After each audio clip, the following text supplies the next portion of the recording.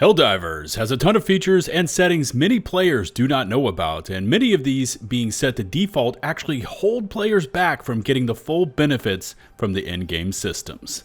Welcome back to the channel. This is LtBuzzLitebeer, and today I want to show you 20 plus settings you should know about, and more importantly, how to adjust them to get the maximum from your game. If you feel like supporting the channel, the easiest and free way is to hit subscribe and ring the notifications bell so you receive my future upload alerts. And now, let's get into this settings breakdown for Helldivers.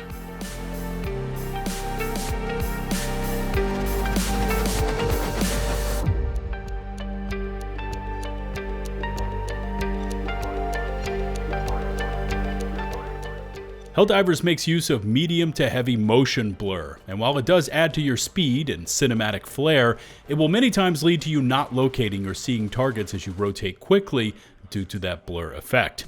In the graphics settings, I would recommend you either completely dial it down to 0 or, for just a little bit of effect, set it to 25 or less, depending on your preference.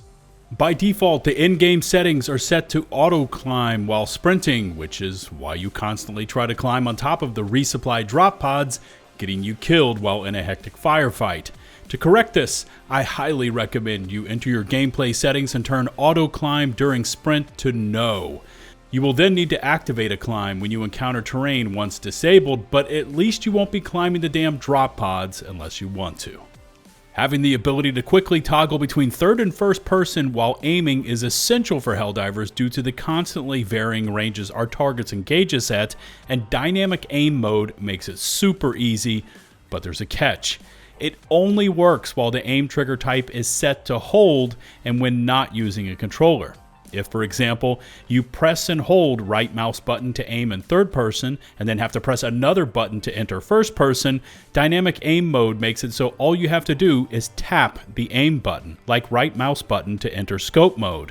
This gives you the flexibility to either press and hold aim to stay in third person or just tap the aim button to go into first person.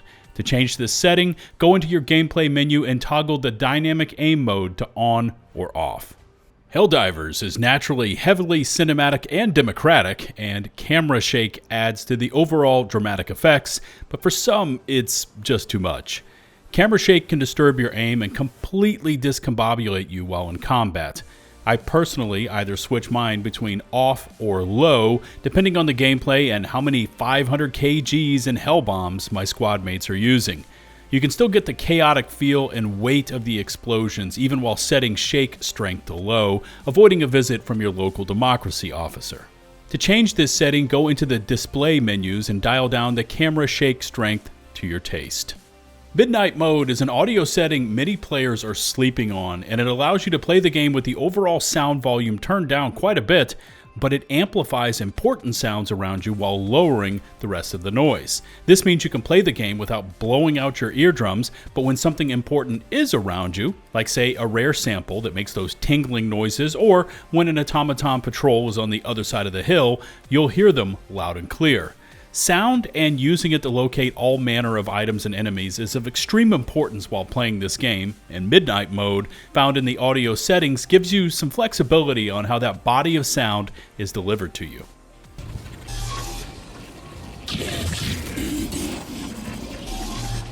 Reticle visibility is set to dynamic by default, which means while moving around and not attempting to shoulder your weapon, the reticle is not visible. This also holds true for stratagems like the HMG and anti-tank emplacement, as for both of those, the aiming reticle will only appear if you hold down aim. To correct this, go into your HUD menu and find the reticle visibility settings and change it from dynamic to visible. This will not only make your weapon's reticle visible even while moving, but it will now also appear for the emplacements, allowing you to spin more accurately while using them, aiming down the sights only once the turret has completed its rotation, allowing for better views of the battlefield. Grenades and other throwables can be remapped from the throwable to quick throwable button, or if you have the space, you can actually map both in the keybind section. Quick throwables remove all the extra time spent arming, cooking, and aiming your throwables, making grenade spam that much faster. However, I personally only use this when using impact grenades or throwing knives for a fast twitch knife toss. If you want to experiment with the setting, look under the Key Binding Combat tab and you'll find the throwable and quick throwable keys. Volumetric clouds and fog is used in the majority of Helldivers maps, and adjusting this setting, which is found under the Graphics tab, can change the resolution of both or either to create more clear light shafts or a more realistic sky. Settings range from high to lowest, and sometimes lowering both volumetric clouds and fog settings can reduce some strain on your gaming rig and better FPS. I've tested fog, smoke, and clouds, and in general, I found that medium settings for both seems to give realistic looking effects while saving some strain on your systems. Subtitles actually have 4 settings, including off, in-world only, on-screen only, and full, which can all be found under the Accessibility menu tab. Now in general, I would recommend either using off, which is what I use, or on-screen only, while in-world makes the quotes appear above characters' heads as they speak them, and full gives both on-screen at the bottom of the screens and above the characters' heads, which is clearly overkill. Depth of field allows you to keep the entire game in focus at all times, or to keep your character and close surroundings in focus while further away objects then become blurred. The depth of field setting can be found in the graphics menu, and if you turn it off, further enemy targets and structures are more clear, but performance could suffer, especially when tied to field of view. You can remap your reticle color from the standard white to your choice of yellow, green, or red, which can be found in the Accessibility menu tab. Now personally, I like to cycle through them just to change it up and have found either yellow or green to be the best options. White tends to blend in too much with background explosions and muzzle flashes, while red can be too dark, especially on nighttime missions.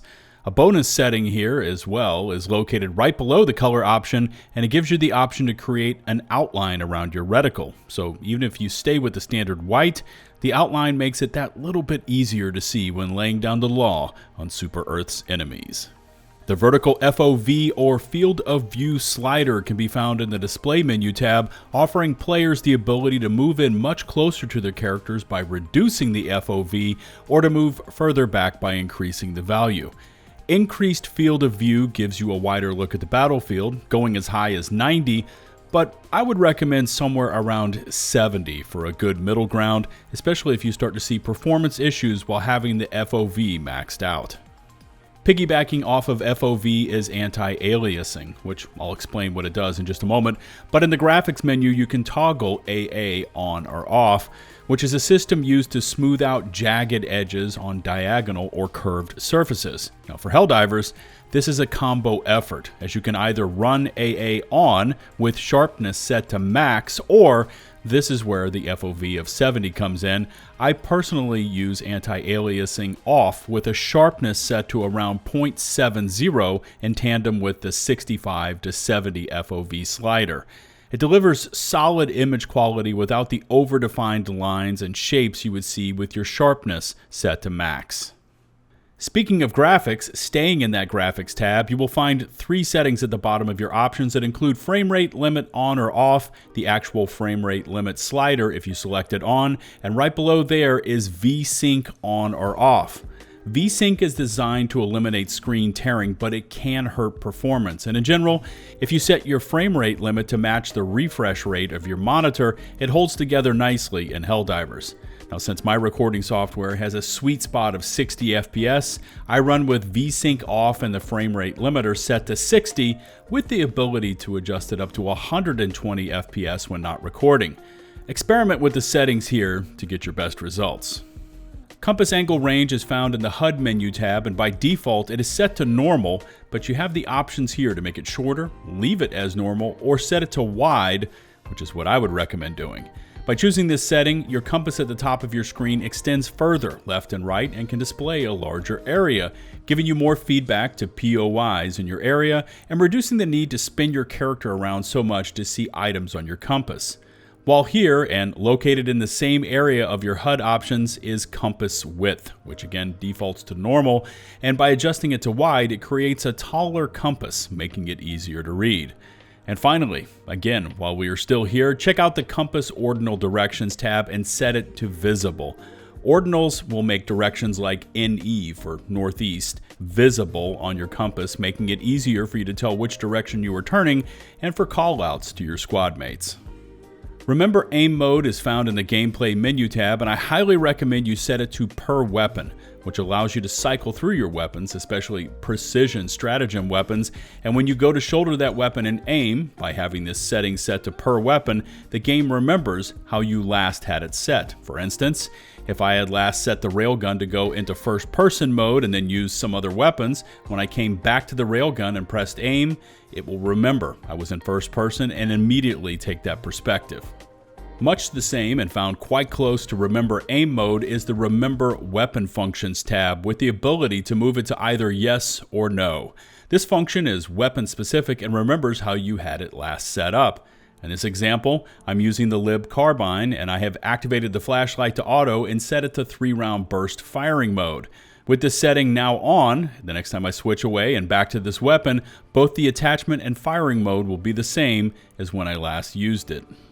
And finally, the default stratagem input mechanics within game are set to use directionals, and in doing so, when you go to key in a stratagem sequence, you lose the ability to move, making you a stationary snack for most enemies in the game.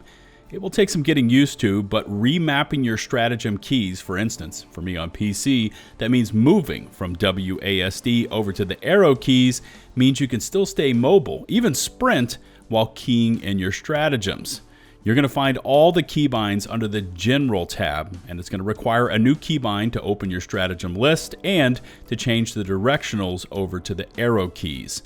The sooner you can make this change, the better. As staying on the move while slinging stratagems is crucial to keeping your character upright and spreading managed democracy. Hopefully you found these tips helpful, and if you have any questions or comments, I look forward to reading them in the comment section below. Remember to hit subscribe and ring the notifications bell to receive my future upload alerts just like this one. We have channel memberships in place for those of you looking to take your support to the next level. Just hit the join button on my channel homepage. A massive thanks, by the way, goes out to those of you who have already taken the plunge. And until the next one, this is LtBuzzLitebeer signing off.